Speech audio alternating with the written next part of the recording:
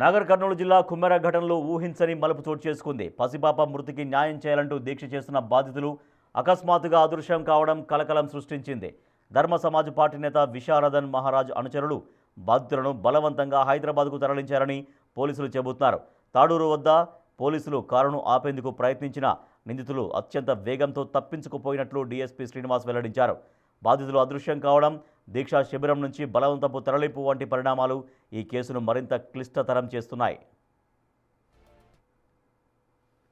ఇప్పుడు మనకు రీసెంట్గా ఈ ధర్నా చేస్తున్నటువంటి ఈ మౌనిక తర్వాత వాళ్ళ కుటుంబ సభ్యులు ఎవరైతే ఉన్నారో వాళ్ళకు ఇక్కడనే ధర్నా చౌక దగ్గర ధర్నా చేసుకుంటుంటే ఆల్ ఆఫ్ సడన్గా ఇప్పుడు మన ధర్మ సమాజ్ పార్టీ విశారదన్ మహారాజ్ అదేవిధంగా ఆయన సంబంధించినటువంటి వ్యక్తులు సాయి రఘు అనే వాళ్ళిద్దరు కూడా ఆ కుటుంబ సభ్యులందరినీ కూడా బ్రీజా వెహికల్లో ఎక్కించుకొని హైదరాబాద్ వైపు తీసుకెళ్ళారు.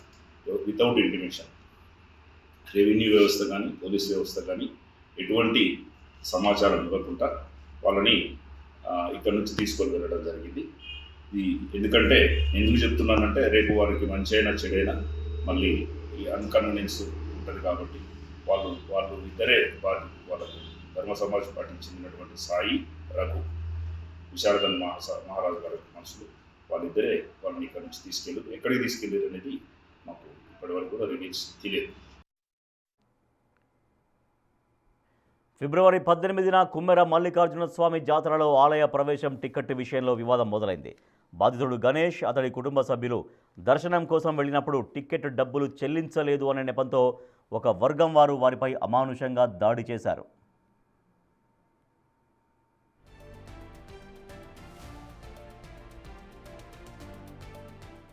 ఈ గొడవలో తోపులాట జరగడంతో గణేష్ భార్య చేతిలోని 3 నెలల పసిపాప కింద పడిపోయింది.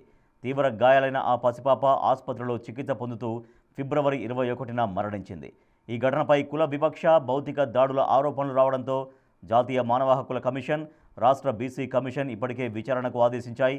గణేష్ను కొందరు వ్యక్తులు ఇనుప చువ్వలతో కొట్టడం, అసభ్య పదజాలంతో దూషించడం వంటి దృశ్యాలు సోషల్ మీడియాలో వైరల్ అయి రాష్ట్ర వ్యాప్త నిరసనలకు దారితీశాయి.